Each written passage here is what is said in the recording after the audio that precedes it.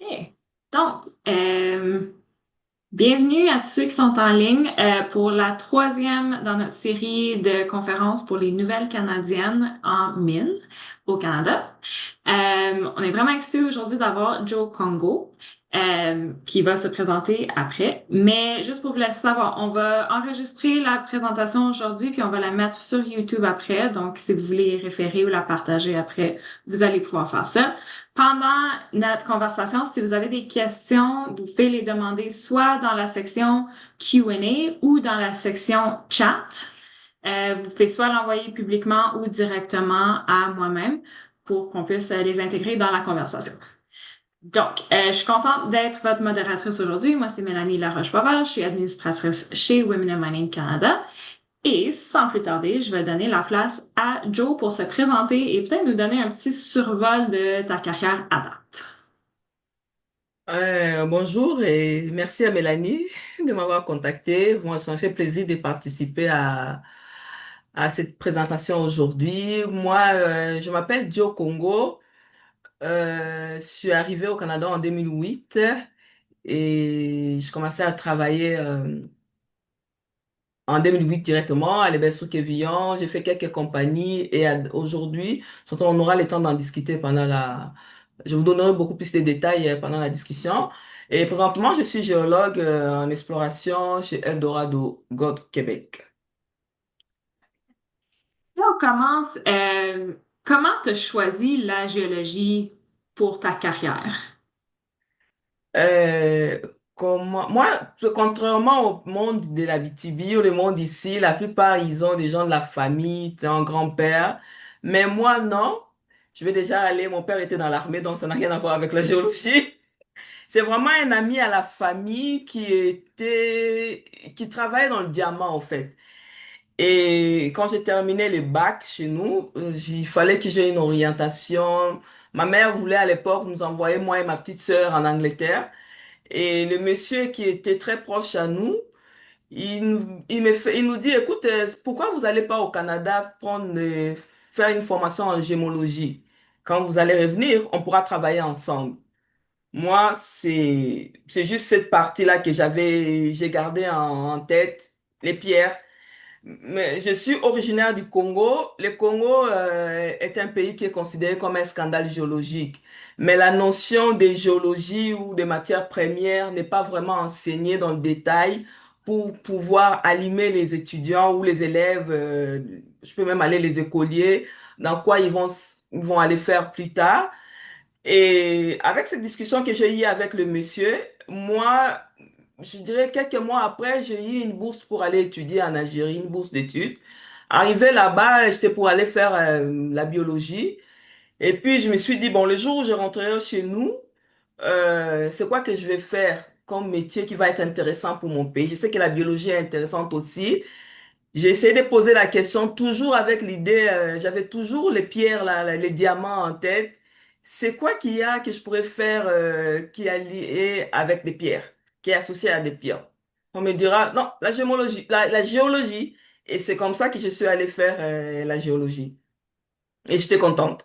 Oui, j'imagine parce que tu es Nickel. encore dedans aujourd'hui. Ouais.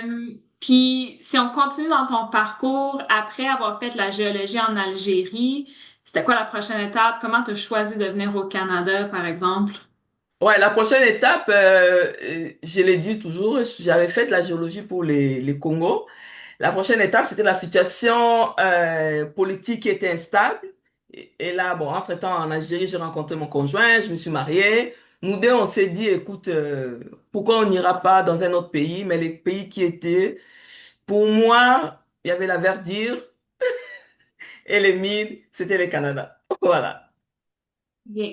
Donc, tu as choisi le Canada, mais est-ce que tu avais un emploi quand tu es arrivé? Est-ce que tu as comme une compagnie qui t'a amené au Canada ou est-ce que c'était une décision de la famille de faire un déménagement et ensuite de trouver un emploi? Bon, j'avais pas d'emploi, c'était vraiment une immigration pour des travailleurs qualifiés. Nous, moi et mon mari, on a rempli les dossiers. Ça a pris quand même 4 ans et 6 mois. Et c'était vraiment notre décision à nous de venir au Canada pour pouvoir travailler et s'installer pour le reste de notre vie, quoi. Voilà, pour un temps. Et est-ce que ton mari est venu avec toi au Canada et comment c'était au début trouver des emplois? Est-ce que c'était juste toi qui cherchais un emploi ici? Est-ce que ton mari aussi? Comment c'était quand vous êtes arrivés?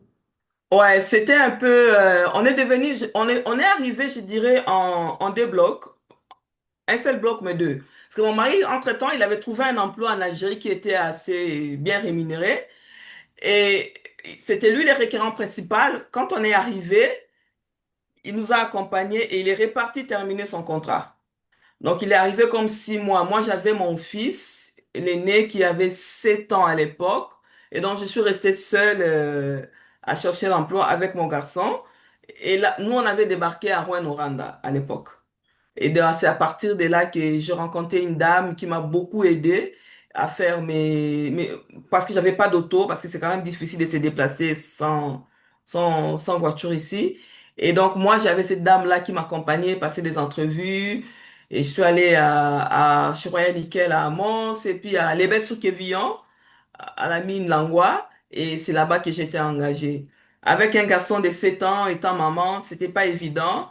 Là, j'avais quand même la chance d'avoir ma petite sœur qui était déjà arrivée ici 1 an avant nous. Elle m'a dit, écoute, moi, je te garde ton garçon, Junior, je te le garde. Ça va te permettre d'avoir ta première expérience canadienne entre-temps. Ouais. Et puis, donc, tu as mentionné que tu avais reçu beaucoup d'aide d'une certaine personne. Est-ce que c'était à travers un programme spécifique ou est-ce que c'est quelqu'un que tu as rencontré ici qui a décidé, je vais aider ça? Ouais, les programmes spécifiques, il n'y avait pas. Ça, j'avais tout ça, je trouve ça dommage. Je ne sais pas si ça a changé aujourd'hui. Ça, je trouve ça quand même vraiment dommage. Parce que nous, on est arrivé, il y avait les ministères d'immigration à Montréal. J'ai fait de la formation, parce que la formation d'intégration, quand tu arrives, ça dure quelques jours. Et au ministère, on a rencontré une dame qui est chargé du ministère, représentant du ministère à Rouen-Noranda. C'est avec elle qu'elle m'a dit, bon, je vais essayer de te mettre en contact avec une géologue. C'est tout. Mais hein, il fallait que nous, on se déplace aussi à Rouen. On, on s'est déplacé, arrivé à Rouen-Noranda, on avait loué une chambre dans une maison, moi et mon conjoint et les petits. On a loué une voiture et Dieu merci, on pouvait se le permettre parce que c'est pas évident quand tu arrives avec tout ce que ça coûte là. On a loué une voiture. On avait d'abord commencé à faire les compagnies qui étaient sur la faille, les Cadillacs. Non, on a commencé à faire un peu du porte-à-porte comme à l'époque. Et puis après, je suis allée me présenter au ministère de l'Immigration à Rouen. Et là, la dame me mettra en contact avec la géologue qui travaillait chez Genivar à l'époque, l'ancien WSP aujourd'hui. Et c'est elle qui va m'expliquer quoi faire, les processus pour rentrer dans l'ordre des géologues. Et avec elle, quand elle m'a expliqué que je ne pouvais pas travailler sans pour autant être membre de l'Ordre des géologues, moi j'ai décidé de repartir à Montréal pour introduire mon dossier. Entre-temps, tu sais, vous êtes de nouveau, vous arrivez dans une ville, il y a du monde qui ont appris qu'on était là, et il y a l'association La Mosaïque qui nous a contactés. Mais les jours, nous, on repartait à Montréal. Là, moi, j'étais un peu dessus, un peu. Je me suis dit, je lui ai parlé, écoute, comment se fait-il? Il n'y a pas une structure d'accueil pour les gens qui ont décidé de venir ici, de nouveaux arrivants. Il n'y a pas une structure. Il m'a dit, non, on n'a pas de logement, on n'a rien qui est prévu, mais on va essayer de faire quelque chose avec vous et tout. Répartez à Montréal, mais quand vous allez revenir, on va trouver une place pour toi et les petits. Comme ça, tu pourras faire ton intégration doucement. Et c'est comme ça que je suis revenu à Montréal et reparti à Rouen. Et quand je suis rentré à Rouen, on m'avait hébergé au Cégep de Rouen. C'était l'été. Ouais, cette période, voilà, cette période, exactement. C'était un Et peu. Ouais. comment te choisir Rouen pour venir t'installer? C'est quand même une petite ville. C'est généralement quand les nouveaux arrivés arrivent au Canada, ils choisissent des plus grosses villes Ouais. parce qu'il y aurait peut-être plus de ressources. Fait, comment et pourquoi Rouen-Noranda? Pourquoi et d'abord comment? C'est mon mari. D'abord, lui, moi, c'était la BTB. Ça, ceinture de roches vertes, hein, on étudiait à l'école partout dans le monde. Là, moi, c'est la BTB. Donc, les mines, bon, il fallait que j'aille à la BTB. Et on est resté avec mon conjoint, il a regardé entre Val d'Or et, et Rouen. Il trouvait qu'à Rouen, on avait regardé que la population avait beaucoup plus du monde à Rouen. Il a dit, bon, on s'en va à Rouen. Mais finalement, j'avais regretté, j'aurais dû débarquer à, à Val d'Or. J'aurais eu plus d'opportunités à Val d'Or à Rouen. Mais j'ai beaucoup aimé mon expérience à Rouen-Noranda aussi. C'est une petite ville, mais du monde sont beaucoup plus proches aussi, hein. C'est beaucoup plus social à Rouen qu'à Val d'Or. C'est ce que j'ai remarqué. Ouais. Ben, avant qu'on commence à parler de Val d'Or, parce que je pense qu'on va en parler beaucoup, Oui. comment était le processus avec l'Ordre des géologues du Québec pour pouvoir devenir géologue ici? Ouais, quand je suis revenu, c'était juste que je dépose mon diplôme et les équivalents des les cours que j'avais. Et ils ont passé, ça a pris comme un mois ou 2 mois. À l'époque, c'était pas un peu comme ça, là. Un mois ou 2 mois. On n'avait pas aussi les systèmes de maîtres, on n'avait pas les maîtres des stages. T'étais stagiaire, parce que moi, j'étais stagiaire. J'étais stagiaire et c'est comme si un stagiaire tu remplaçais un géologue qui n'avait pas, qui était parti. Et ça, ça aussi, c'est un côté que l'ordre a beaucoup amélioré parce que moi, à l'époque, j'ai pas eu de maître de stage, donc j'ai pas eu d'encadreur. J'ai remplacé un géologue. J'avais pas d'expérience du tout et j'ai trouvé ça dur. Ouais. Mais la méthode là, ça m'a pris comme un mois ou 2 mois et puis j'avais eu mon OK comme géologue stagiaire à l'époque. Il n'y avait pas les systèmes de mentorat qu'on a aujourd'hui. Ouais. OK. Bon, merci. Puis si maintenant on retourne à Val d'Or, donc tu as Ouais. commencé à Rouyn-Noranda, après ça tu es allé à Val d'Or. Comment tu as changé de ville? Pourquoi tu as changé de ville? C'était-tu une offre d'emploi? Juste un Ouais. changement de scène?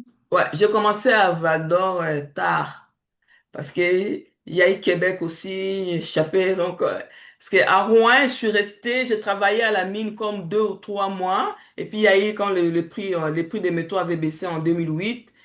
Et finalement, je me suis dit, bon, je vais aller rester parce qu'à Rouen, je faisais juste des allers-retours entre Montréal et les belles sous Quévillon parce que mon garçon était ici, mon mari était en Algérie.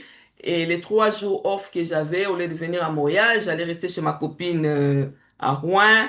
Quand la mine a fermé, là, je me suis dit, bon, je vais m'installer à Rouen. Je pensais faire ma vie à Rouen.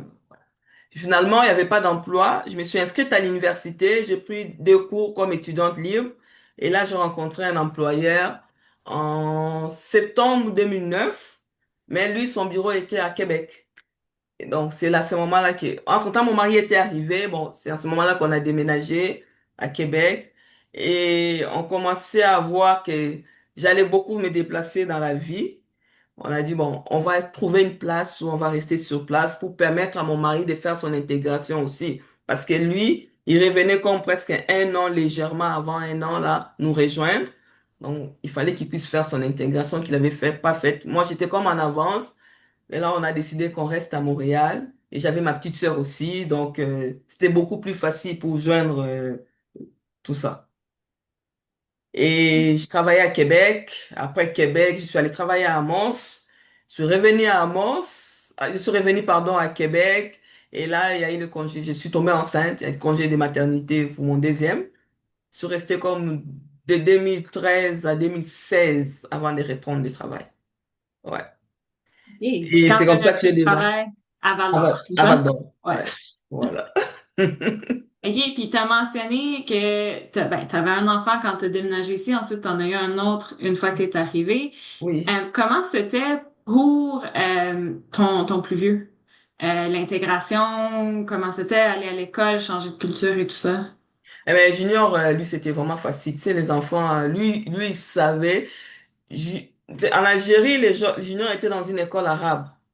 Donc, c'était un peu plus dur pour lui, parce que nous, on parlait pas arabe. On comprend, mais on va pas parler couramment. Donc, lui, c'était un peu difficile de parler français, parce que l'école gardienne, avant, il parlait français, c'était dans une école française. Mais quand il a commencé l'école primaire, sachant qu'on était en train de quitter, le dossier, il restait pas beaucoup. On l'avait mis en attendant, c'était dur pour lui. Quand on a dit qu'on s'en va au Canada, il était content. Et ça s'est très bien passé, surtout à Rouen-Noranda, là, waouh. C'était vraiment, on avait des amis, des jeunes qui venaient à la maison et lui, Junior, il était vraiment, c'était pas dur pour lui, au contraire, c'était très bien. Ouais. Et c'est super. Puis c'est vrai que comme enfant, c'est souvent aussi plus facile de se faire des nouveaux amis dans une nouvelle Oui. place. Comment c'était pour toi de te rebâtir une communauté une fois que t'es arrivé? Ouais, moi, je dirais, j'ai toujours dit un truc. Moi, l'Algérie représentait l'école pour moi. Quand j'ai terminé, je trouvais ça long. Soit je rentrais chez nous ou j'allais ailleurs. Quand je suis arrivé au Canada, j'ai considéré directement les premiers jours du Canada comme mon pays. Donc, j'ai pas eu du mal à avoir des amis, à faire partie des groupes de femmes, à Rouyn-Noranda, faire des activités entre eux. Donc, j'ai vraiment pas eu de problème. Pour moi, j'étais chez moi, quoi. C'est dans ma tête, j'étais chez moi. Donc, ce que je devais faire chez nous, en rentrant dans mon pays d'origine, c'est ce que j'ai fait au Canada. Voilà. Ouais. C'est bon, c'est comme on dit en anglais, un social butterfly, capable Yeah. de se faire ça un peu partout, qui est vraiment super. Bon, si on change un peu, Ouais. puis on retourne au côté carrière, c'était quoi un des plus gros défis à date dans ta carrière ou un des plus gros défis que tu t'attends à voir? Les frigos défis, c'est d'évoluer. Aussi. C'est que ouais, les femmes évoluent aussi, les hommes, mais ça reste quand même un milieu d'hommes aussi, hein. Mais moi, j'ai pas de problème à ça. Mon plus gros challenge, c'est d'évoluer, aller un peu plus loin. Ouais, c'est ça. Et puis parlant d'évolution, ça serait quoi, selon toi, comme ta prochaine évolution dans ta carrière? C'est quoi ton aspiration? Devenir chef de projet, avoir une force de direction, voilà. Ouais. Puis, ça serait quoi, à date, le plus gros risque que tu as pris? C'était-tu de déménager ou c'était quelque chose d'autre? Les plus gros risques que j'ai pris. Les plus gros risques que j'ai dit, est-ce que je vais l'appeler risque? Je suis maman, j'ai laissé mon fils, les plus jeunes, junior d'abord, il avait 7 ans. Quand je l'ai laissé, c'était plus difficile d'être absent de la maison et de le suivre à distance. Il est rendu à l'université aujourd'hui, c'était pas évident. Surtout quand je suis arrivée à l'Université Kévillon, son père n'était pas là, il restait avec ma petite sœur qui travaillait. C'était ça le plus, ouais, c'était dur. Et le petit, quand il a eu 2 ans, il fallait que je puisse partir. J'ai commencé à être sur la route. C'était plus dur aussi. C'est la garderie qui appelle, l'école qui appelle, tout ça, les rendez-vous. Mais euh, je dirais que je suis chanceux d'avoir l'équipe que j'ai à la maison, mon mari et son grand frère, et les deux, trois. Ça évolue bien. Ça évolue très bien même. Junior évolue, Nema aussi, papa. Donc on s'est intégré là, je dirais, ça va. Puis, avant que je passe aux questions qui viennent de rentrer, on a parlé des plus gros défis, mais c'était quoi ton plus gros succès à date? Comme, de quoi tu es fier à date dans ta carrière? Je suis fier d'être rendu où je suis rendu aujourd'hui parce que c'était pas évident. C'était pas évident au début. Je suis maman. Je disais, est-ce que j'allais arriver? Est-ce que j'allais être rendu à avoir un enfant qui a fini son secondaire, qui est à l'université et qui veut faire l'école? Voilà. Ouais. Mon plus jeune, on a été à la graduation pour son école primaire est finie, c'est le secondaire qui commence. Et pour moi, je dirais, 15 ans après, j'ai pu joindre mon travail, ma vie de couple et ma vie de mère aussi. Ah, c'est super. Ouais. Donc, là, on va passer, on a une question des participants. Donc, comment vois-tu le rôle des femmes évoluer dans l'industrie minière au Québec? Parce que tu as mentionné Euh, tantôt que c'était encore un milieu d'hommes, donc comment tu vois ça évoluer? ouais. Présentement, je, je dirais par exemple, est-ce que les femmes, est-ce que ça évolue bien ou peut-être les femmes ont peut-être peur pas peur, je sais pas, j'ai peut-être pas les bons mots. Il n'y a pas beaucoup de femmes. Mais notre situation de maman aussi fait peut-être que les femmes n'intègrent pas beaucoup ou des fois on peut dire, moi je peux dire, est-ce que actuellement, j'ai parlé de où je me vois me rendre. dans quelques années. Mais avant, bon, je reste aussi, tu sais, je me dis, Joe, est-ce que tu vas te battre pour te rendre là en laissant tes enfants? Ouais, je sais que c'est pas vraiment la réponse, mais je trouve quand même que les femmes évoluent. Il y a quand même une évolution, il y a quand même des femmes qui arrivent à évoluer, mais difficilement parce que c'est pas évident. Avoir des enfants à côté, des garderies, les systèmes de garderies pour ceux qui ont des jeunes enfants ou ceux qui ont des enfants qui n'ont pas encore d'enfants, joindre la vie de famille et la vie et sa carrière, quoi. Son évolution aussi dans la carrière. Ouais. Et puis, depuis que tu es arrivé, est-ce que tu as vu un changement comme de quand tu es arrivé à maintenant ou est-ce que c'est plus ou moins stable? Je dirais, il y a un changement. Il y a un changement, mais ça reste encore beaucoup à faire. Je trouve que ça reste quand même beaucoup. Il y a un changement. Moi, je dirais, des fois, je me retrouve à la carottèque, je suis la seule fille. Ouais. Ou bien les femmes qui sont là n'ont pas la vie que nous avons, quoi. N'ont pas la vie des familles, n'ont pas d'enfants, tu vois. Ouais.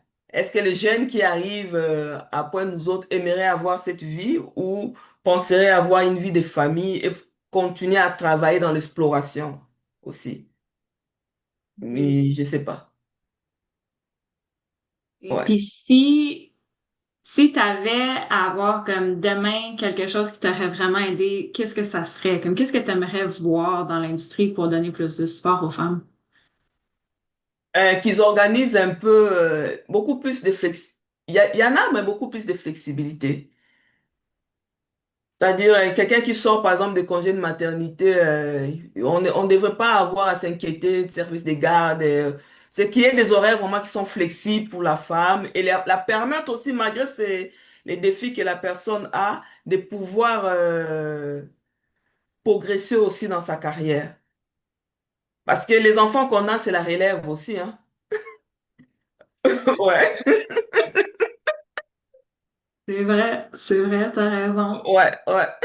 Je sais pas si Ben, mon Neymar va devenir géologue aussi, là, hein, je sais pas. Ouais, non.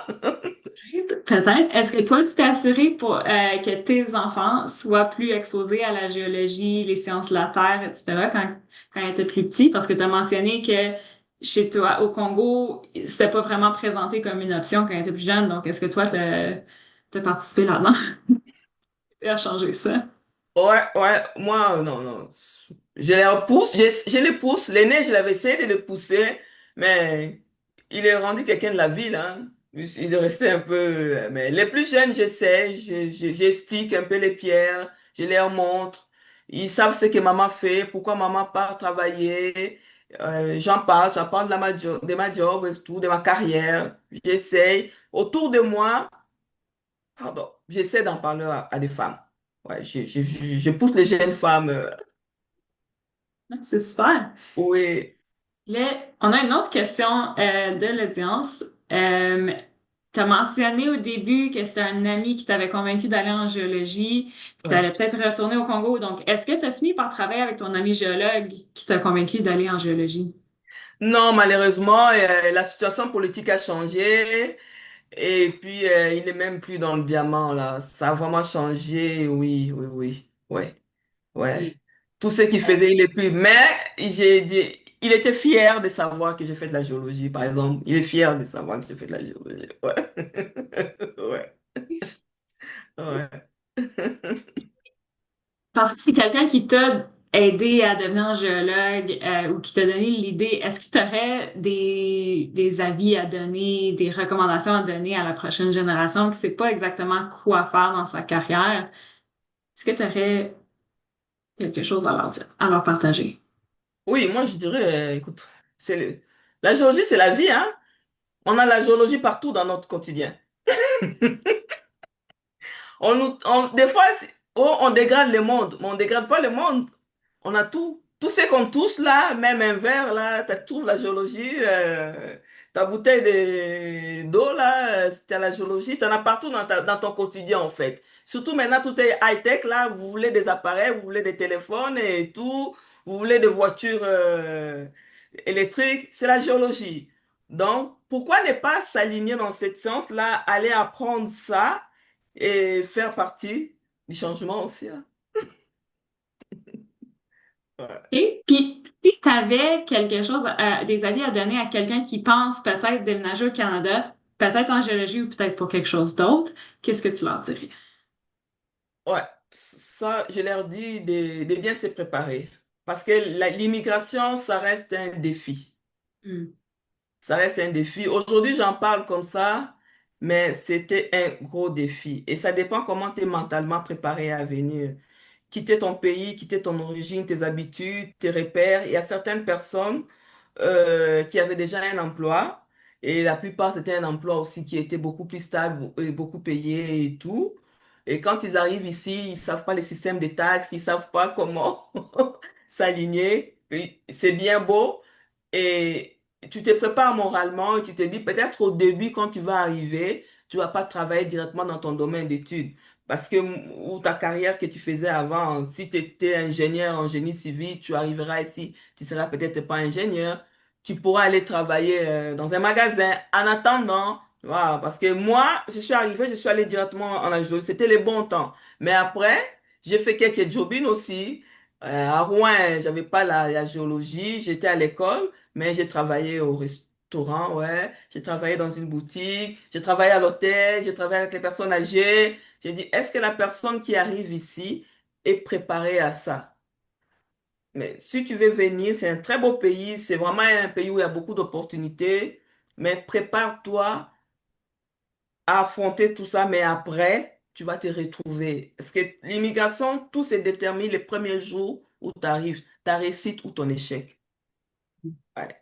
Si tu as raté ton départ et que tu t'es entouré aussi avec des mondes qui sont arrivés, qui vont te dire, c'est difficile, ça fait 20 ans qu'on est ici, ça ne se passera pas comme ça, change ton diplôme, rêve pas, on va faire ceci, comme on m'avait dit aussi, on m'avait demandé de faire, change, fais autre chose. Si tu écoutes ce monde-là, eh ben, tu vas changer, tu vas faire autre chose et tu vas peut-être les regretter après. Mais prépare-toi mentalement, arrive avec l'option, bon, ça peut marcher au début ou ça peut pas marcher, mais à la longue, je vais m'installer, je vais aller creuser et surtout avoir l'esprit ouvert, l'esprit réseautage, quoi. Parce que ça m'a beaucoup aidé, hein. Moi, je suis pas une personne qui reste sur place. Là, j'ai assisté à des affaires. Lors d'organiser une petite soirée, j'allais parler. Et j'ai créé mon réseau, j'allais vers les gens, et je faisais partie de l'équipe des centres jeunesse à Rouen, CRJ, si je n'ai pas oublié son nom. J'avais 33 ans quand je suis arrivé, donc c'était moins de 35 ans. Et on a fait plusieurs rencontres pour pouvoir intégrer les immigrants ou les jeunes du pays. Et moi, j'ai fait partie de cette équipe-là. Et ça m'a beaucoup aidé aussi à créer un réseau dans le coin, dans mon domaine, pardon. Ouais. OK. Puis parlant de se préparer mentalement, c'était quoi un des plus gros chocs culturels que tu as eu quand tu es arrivé? Je sais pas si j'ai pas eu vraiment des chocs culturels. Moi, je vivais déjà en Algérie. Ça faisait 12 ans que j'étais pas chez nous et je voyageais aussi beaucoup. Et donc, c'était beaucoup plus facile. Pour moi, c'est juste que, bon, le Canada, c'est pas, je rentre pas à Kinshasa, je m'en vais au Canada. Je rentre pas au Congo, je m'en vais au Canada. C'est tout. Je suis arrivé, est-ce qu'il y a, non. Je dirais. Au contraire, surtout à Rouen, j'ai eu du monde et j'ai rencontré une dame, une jeune dame ou une autre à l'église qui est venue au centre chrétien à Rouen, qui est venue avec sa mère m'aider à nettoyer mon appartement. Et il y a du monde qui m'a aidé à trouver l'appartement. Et elle m'a même ramené des couettes, des couvertures quand il faisait très froid. Donc non, j'ai pas eu, j'ai vraiment pas eu de choc culturel comme je suis arrivé ici là. Non. Ouais. Et est-ce que toi, t'en as peut-être pas eu, mais est-ce que ton fils ou ton mari en ont eu que eux autres, ça leur a surpris? Non, Junior, non, mais mon mari, il était un peu enfermé au début, mais moi, je le poussais. Je lui dis, on sort, on va aller. On va porter des crampons, comme ça, tu vas pas glisser. Ouais, ouais, on va porter des crampons. Tu sais, à Rouen, à l'époque, il n'y avait pas beaucoup de personnes africaines. Il n'y avait pas beaucoup. Il y en avait, mais pas beaucoup. Et des fois, on lui posait la question, c'est quoi que tu es venu faire ici et tout. Même moi, à l'hôpital, j'étais malade. j'étais à l'hôpital et il y a un infirmier qui m'a posé la question, c'est qui t'a ramené ici? OK. Ouais, j'ai dit non, je suis Ouais. venu moi-même. Il dit non, parce qu'il y a des foraires qui vont dans des pays comme vous autres là, et ils ramènent des femmes. J'ai dit non, non, non, non, non, je suis venu moi-même, je suis géologue. Ouais. Ouais, fait que peut-être un peu de travail à faire Ouais, du ouais. côté des Canadiens pour être un peu plus poli, plus accepter un peu mieux que des gens choisissent de Mais c'est venir. sûr que ça a changé maintenant, mais j'ai eu cette question-là. Madame, c'est qui vous a ramené ici? Oh, oh. Ouais. Puis peut-être aussi, si tu pourrais nous parler un peu de la comparaison entre quand tu as déménagé en Algérie, clairement c'était pour l'école, donc une expérience très différente, mais comme comparé à comment c'était en Algérie, déménager là, et comment c'était venir ici. Ouais, il n'y a pas de comparaison parce que l'Algérie, je suis arrivé en 96, en pleine période du tourisme là, donc ça n'allait pas. Et j'avais personne qui m'attendait, je connaissais personne. J'ai débarqué à l'aéroport, je me suis débrouillé seul.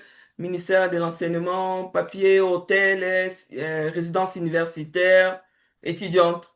Mm. Mais ici, j'étais préparé. Ça a pris 4 ans et 6 mois. Tu devais avoir des sous sur toi. J'ai la parenté ici. Donc, quand je suis arrivé à l'aéroport, il y avait du monde qui nous attendait à l'aéroport. Il y avait ma famille, il y avait l'accueil ici à Montréal, une petite soirée pour nous autres. J'avais ma petite sœur qui était arrivée 1 an déjà ici avant. Donc, c'était simple. Voilà. Puis j'avais mon mari. En Algérie, je suis arrivée toute seule. Il n'y avait personne qui m'attendait. J'ai pris un taxi. Je me suis débrouillée comme une grande.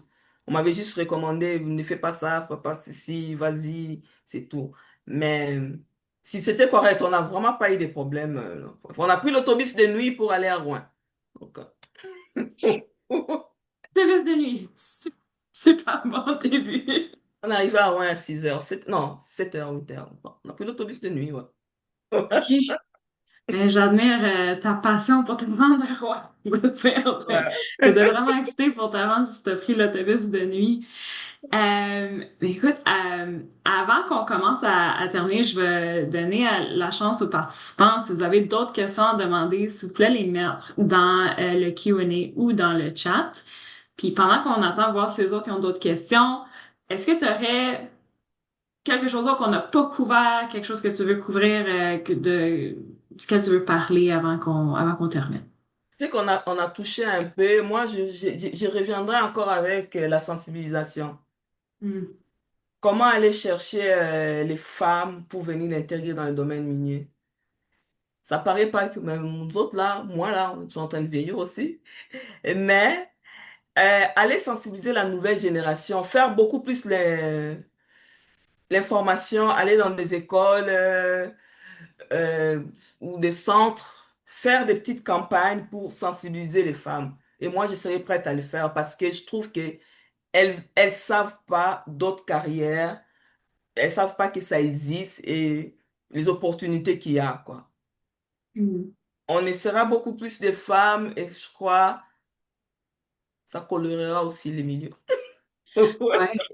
Puis est-ce que tu penses que ça serait mieux d'avoir des programmes formels ou plus comme chaque individu qui est passionné par ça, qui pourrait venir parler à leur ancienne école secondaire ou leur ancien cégep, par exemple? Est-ce que tu penses que ça serait mieux si ça venait des individus ou si c'était des compagnies ou des organismes qui créeraient un programme pour faire ça?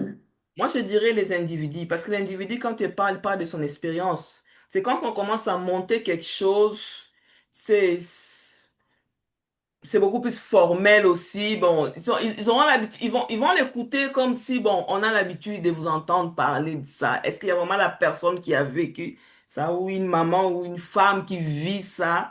Tu sais, peut-être ça animerait, mais après, tu vas avoir la réunion, la personne pourra te contacter ou te dire, écoute, c'était quoi, qu'est-ce que je dois faire et tout, penses-tu, c'est quoi que tu as eu comme défi, qu'est-ce qui s'est passé quand tu es arrivé, est-ce que tu as pu joindre ta vie de couple, ta vie de maman, comment c'était avec tes enfants, enfin, des petites questions que des fois tu restes, ouais, on te dit, ouais, tu vas travailler loin, parce que moi, nous, on habite dans le Laurentide, moi, je vais travailler en Abitibi. Et les gens peuvent poser la question, hein, comment tu fais, comment tu t'es absente de la maison, on s'organise et ça marche. Donc, ça. C'est une question d'organisation et pouvoir faire sa carrière et vivre sa vie de famille aussi, tranquille. Ça dépend des compagnies, hein. Je dis chez Eldorado quand même. Chez Eldorado, on est bien. Ouais, ouais. Ça dépend aussi des... Quelque chose que Eldorado fait peut-être qui est comme plus, qui est très apprécié que peut-être d'autres compagnies font pas. Moi, je dirais chez nous, par exemple, les horaires que moi j'ai 17-7, il y a beaucoup de flexibilité pour les gens qui ont des familles chez Eldorado. Ouais, OK, super. ouais.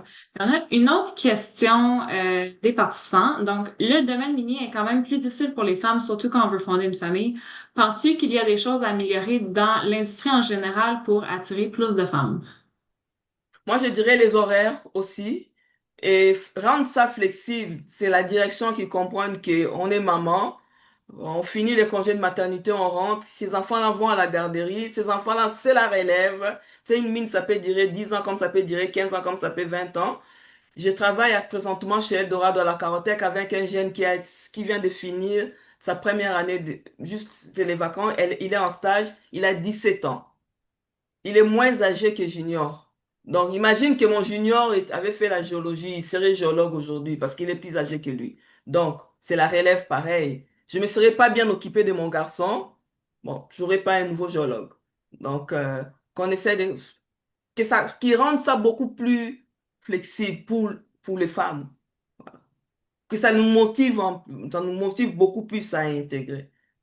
Voilà. Oui, puis j'ajouterais peut-être même, c'est pas juste la flexibilité pour les femmes, mais pour les parents en général, Les parce que parents en quand le général, père a aussi de la flexibilité, ça permet aussi plus de flexibilité à la mère la pour mère, voilà. faire d'autres choses. OK. Ah, excellent.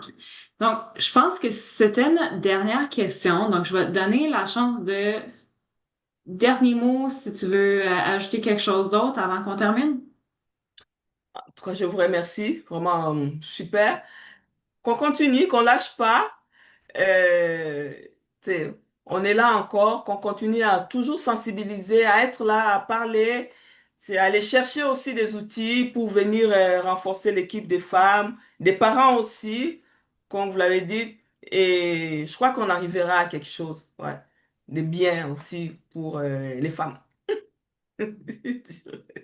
Beaucoup, Joe, d'avoir partagé ta carrière, ton histoire avec nous aujourd'hui. C'est vraiment très apprécié d'avoir pris le temps et merci à tous les participants qui sont en ligne pour vos questions aussi. Comme j'ai mentionné au début, on enregistre cette discussion, donc elle va être mise sur YouTube puis on va la partager la semaine prochaine avec tout le monde, donc vous pouvez y référer. Puis si vous avez du feedback à nous donner aussi, c'était notre première série de conférences avec des nouvelles canadiennes. Donc, tous les commentaires que vous avez, on aimerait ça les entendre. Mais merci encore vraiment beaucoup, Joe, d'avoir pris le temps avec nous aujourd'hui. Et sur ce, on va terminer notre discussion. Merci. Merci beaucoup Mélanie et merci Bonne beaucoup. Vraiment. journée. À la prochaine. Bye. Merci à tout le monde. Merci.